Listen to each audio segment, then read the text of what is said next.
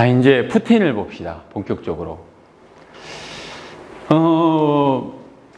푸틴에 관련한 부분에 있어서 이런저런 이야기가 있지만, 이건 이제 아마 여러분들이 만약에 면접을 볼 때, 국가안보관 관련해서 면접을 볼 때 가장 최근의 사례이기 때문에 가장 또 많이 질문이 나올 수 있는 부분일 수 있을 것 같아. 푸틴은 기본적으로 여러분들이 알고 있는 사람도 있고 그렇지 않은 사람도 있겠지만 이미 우크라이나를 침공하기 전에 크림반도를 침공을 했던, 크림반도 땅을 점령을 하고 복속을 시켰던 사람이에요. 그럼 크림반도라고 하는 데는 어떤 나라 땅이었을까? 우크라이나 땅이었다는 거지.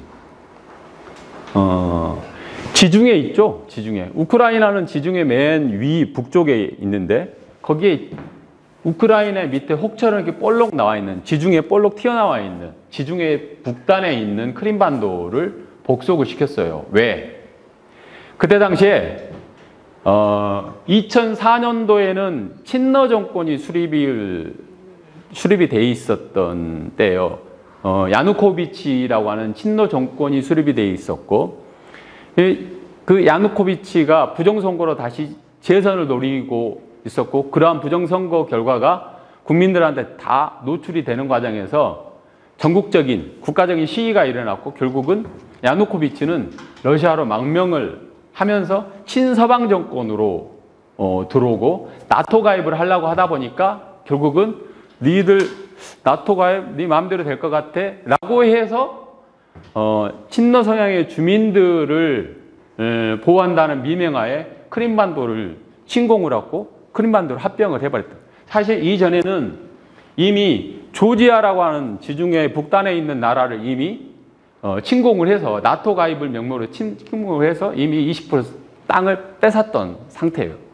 그리고 나서 2019년도에 지금 전시 지도자인 젤렌스키 대통령인 친서방 대통령이 다시 선거에서 당선이 되고 나토 가입을 추진을 하려고 하자 또 푸틴은 야 너희들 뭐 야 크림반도 한번 안 잊어본 것 같아 다시 한번 상기시켜줘 라고 위협 발언을 22년도 1월 달에 했지만은 이때만 하더라도 우크라이나가 사실은 굉장히 영토도 크고 강한 나라였다라고 하는 생각 때문에 군사 전문가들은 그냥 엄포성 발언 정도로 끝나지 않을까라고 하는 생각을 사실 했었던 상황이에요. 그럼에도 불구하고 러시아의 푸틴은 뭐 산책 좀 하고 올까? 우리는 전쟁을 일으킨 게 아니고 군사작전이야. 전쟁보다 하위에 있는 작전격으로 이야기를 하면서 폐마를 하면서 우리 간단하게 그냥 뭐 끝내고 키우 점령할 거야 라고 이야기를 하면서 들어갔던 거예요. 그래서 전문가들 대부분 우크라이나에서 키우가 금방 함락될 수밖에 없을 거라고 다 내다봤어요. 하지만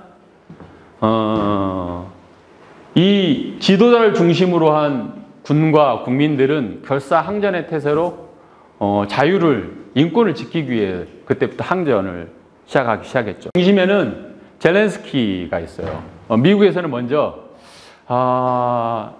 이미 나토에 가입도 안 된 나라를 대상으로 자기들이 도와줬을 때는 나중에 러시아하고 또 갈등 문제가 있기 때문에 첨예한 상황이 될 수 있으니까 가능하면 이렇게 좀 멀리서 보면서 불구경하듯이 하려고 했었던 상황이에요. 그래서 젤렌스키한테 우리가 도피할 수 있도록 도와줄 테니까 와 했는데 젤렌스키는 나한테는 도망갈 차가 필요한 게 아니고 싸울 탄약이 필요하다라고 이야기를 했어요.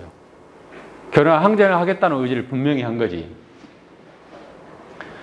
그래서 미국 의회에 화상으로 등장해서 진주만을 기록하십시오. 우리는 매일 진주만과 9.11을 경험하고 있습니다. 라고 이야기를 하면서 이 이야기에 미국의 상하원들이 전부 다 기립박수를 치면서 전폭적으로 미국에서 군사적 지원을 하기로 결의가 됩니다.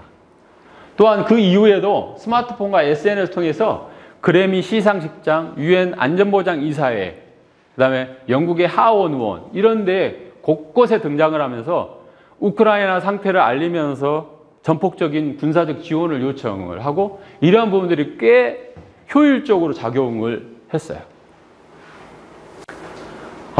물론 전시 지도자의 이러한 결사항전의 의지도 물론 중요하지. 하지만 러시아의 침공에 대한 대비도 꽤 돼 있었어.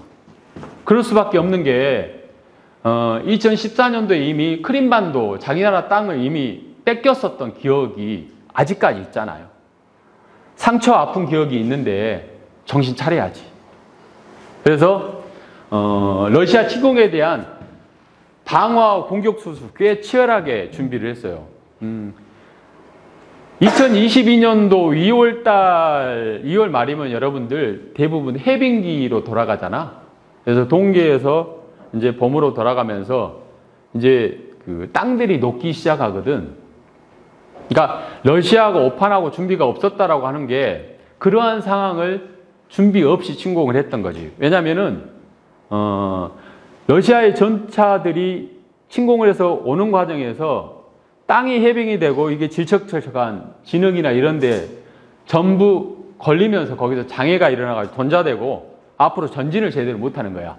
이런 부분들을 예상을 하고 방어 계획을 세웠고 그 전차들이 거기에 이제 진행을 못하고 있잖아. 그러면 대전차 로켓이나 이런 공격 무기를 통해 가지고 꽤 러시아의 전차들을 효율적으로 제압을 많이 했어요.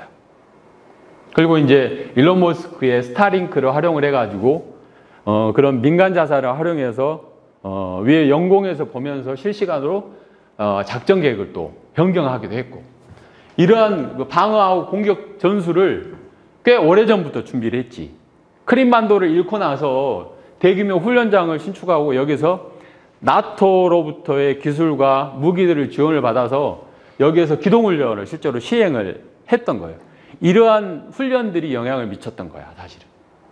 그래서 결국은 키이우 수도를 군사 전문가들은 다 금방 함락될 거라고 했지만은 사수하고 요충지 헤르손도 이렇다가 다시 뺐고 지금 현재 여러분들 혹시 뭐 바빠서 못 보겠지만은 우크라이나가 실제로는 러시아 본토까지 공격을 하고 있죠. 드론을 통해서 영국제 드론이나 여러 가지 드론 무기를 통해서 주요 군사 거점들을 타격을 하고 있어서 러시아가 약간 바짝 긴장을 하고 있는 상태에 이르도록 꽤 효과적인 반격을 했어요.